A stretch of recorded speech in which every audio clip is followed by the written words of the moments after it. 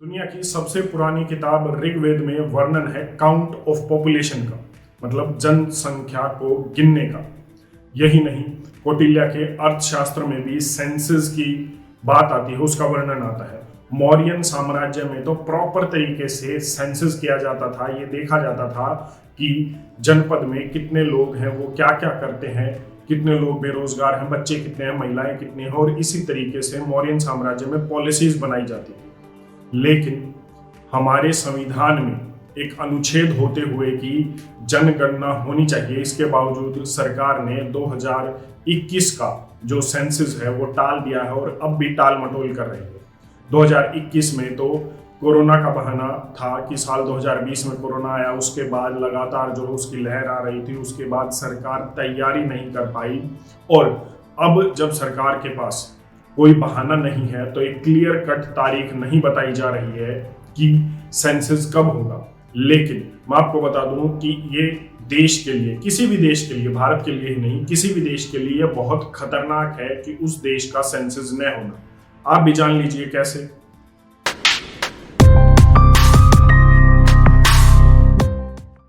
इतिहास में count of population, जनसंख्या का गिनना, वर्णन है, सेंसस का वर्णन आता है, जैसा मैंने आपको बताया ऋग्वेद में भी, मौर्यन साम्राज्य में भी, अर्थशास्त्र में भी।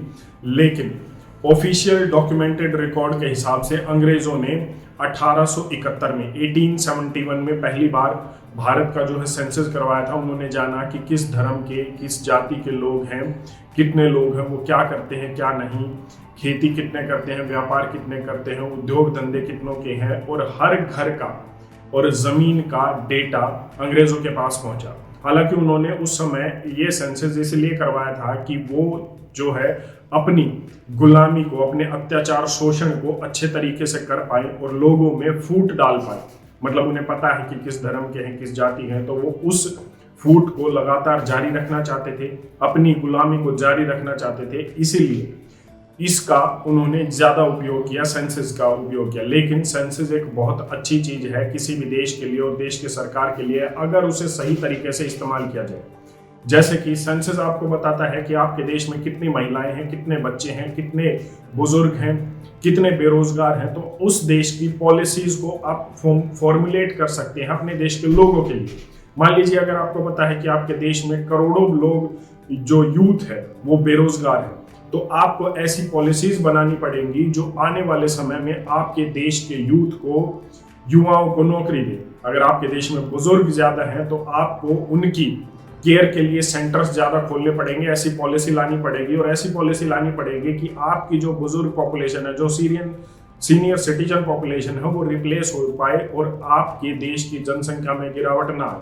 ये एक उदाहरण है जो मैंने आपको बताया है। ठीक इसी तरीके से बच्चों के लिए, महिलाओं के लिए पॉलिसीज फॉर्मुलेट होती है। हमारे देश में हर 10 साल में सेंसस होता आया है देश की आज़ादी के बाद, और ऐसा कभी नहीं हुआ कि जब सेंसस ना हुआ हो, जनगणना ना हुई हो। ये साल है 2021 का, जब पहली बार हर 10 साल में होने वाली जनगणना पर रोक लगा दी गई।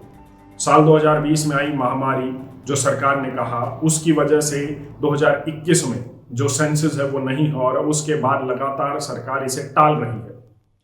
अब सरकार ने और जो हमारे नेता हैं उन्होंने नई संसद की बिल्डिंग का अनावरण किया, उद्घाटन किया, और उसके साथ ही वहां पर एक बहुत अच्छा भाषण हुआ था जिसमें कहा गया था कि India is the mother of democracy. हम लोकतंत्र की मां के रूप में है पूरी दुनिया के लिए, एक बिगेस्ट डेमोक्रेसी है। लेकिन उस डेमोक्रेसी का मतलब ही क्या, जब हमारे देश में कितने लोग बेरोजगार हैं, कितने युवा बेरोजगार हैं, उनको नौकरी की जरूरत है, हमें यही नहीं पता। हमें यही नहीं पता कि हमारे देश में कितनी महिलाएं हैं जिनकी जरूरतें क्या हैं। हमें यही नहीं पता कि हमारे देश में बुजुर्ग कितने हैं, उनकी जरूरतें क्या है, और हम उनके लिए कोई पॉलिसी फॉर्मुलेट नहीं कर पाएंगे क्योंकि हमें नहीं पता होगा कि पिछले 20 साल में हमारे देश में चल क्या रहा। जैसे कि 2011 में सेंसस हुआ तो हमें पता था कि 10 साल में आगे करना क्या है। अब आने वाले 10 साल की पॉलिसीज किस तरीके से फॉर्मुलेट होंगी ये हमें नहीं पता, क्योंकि 2021 में सेंसस नहीं हुआ है और सरकार की अभी कोई मंशा नहीं है सेंसस कराने की, जनगणना कराने की। बिहार में सरकार जातिगत जनगणना करवा रही है। हालांकि केंद्र सरकार ने जातिगत जनगणना अपने स्तर पर करवाने से मना कर दिया है, लेकिन सवाल ये उठता है कि जनगणना होगी कब, क्योंकि फेलियर ऑफ पॉलिसीज का खतरा अभी भी है। क्योंकि जब तक हमें यही नहीं पता होगा कि कितने लोग हैं, क्या कर रहे हैं, कितने बेरोजगार हैं, तो कैसे पॉलिसीज फॉर्मुलेट होंगी। जैसे कोरोना में सरकार के पास, संसद में सरकार के नेता ने बयान किया था कि हमारे पास कोई आंकड़ा नहीं है कि कितने माइग्रेंट वर्कर्स जब वो दिल्ली, पंजाब, हरियाणा से कोरोना के डर से पैदल चल दिए थे यूपी, बिहार की तरफ, तो कितने लोगों की जान गई, हमारे पास कोई आंकड़ा नहीं है। ठीक उसी तरीके से सरकार के पास कोई आंकड़ा नहीं होगा और वो अंधेरे में तीर चलाएगी, वो पॉलिसीज ऐसे बनाएगी जिसका फायदा शायद लोगों तक पहुंचेगा या नहीं। इसका एक और पहलू है, और वो है कि अगर जनगणना भी हो जाती है तो ठीक है, वरना आप 2024 से पहले तो जनगणना भूल ही जाइए। उसके बाद भी मैं आपको बता दूं कि चीजें बहुत बदलने वाली हैं 2030 तक। आप अगर अगला सेंसस अब देखेंगे तो आप देखेंगे 2031 या उसके बाद, और उस समय तक बहुत चीजें बदल चुकी होंगी। आप एक नई महामारी भी देख चुके होंगे। आप उसके बाद डिजिटलाइजेशन का दौर बड़े स्तर पर बदलाव लेकर आएगा, और शायद आप अब अगला सेंसस होगा वो इस तरीके से नहीं होगा जैसे अब होता है कि कोई व्यक्ति आपके घर आ रहा है, वो डिटेल ले रहा है, माता पिता क्या करते हैं, आप क्या करते हैं, घर में कितने बच्चे हैं, कितने बूढ़े, कितने आपके पास जमीन है। वो इस तरीके से नहीं होगा, वो डिजिटलाइज्ड होगा। सरकार के पास पहले से ही डेटा होगा, कितने लोग हैं, कैसे हैं, क्या करते हैं, कैसे नहीं। शायद आपको यकीन ना हो, लेकिन ये सब होने वाला है। और इसका एक अनछुआ पहलू ये भी है कि अभी बात ये भी चल रही है कि कोरोना के बाद जो इलाज दुनिया भर में अपनाया गया, उसकी वजह से कितनी मौतें अब हो रही हैं, वो कई बड़े स्तर पर हैं जिसे सरकार अभी छुपा रही है। अब इसमें कोई भी ऑफिशियल स्टडी ना तो सरकार ने की है और ना ही शायद आपके सामने आए। शायद ये हमें कभी पता नहीं लगेगा। और जहां तक बात जनगणना की है, सेंसस की है, तो वो आप अभी 2024 तक तो भूल ही जाइए, और ये आगे भी 2031 तक जब चीजें बहुत कुछ बदल चुकी होंगी उसके बाद ही आप देखेंगे।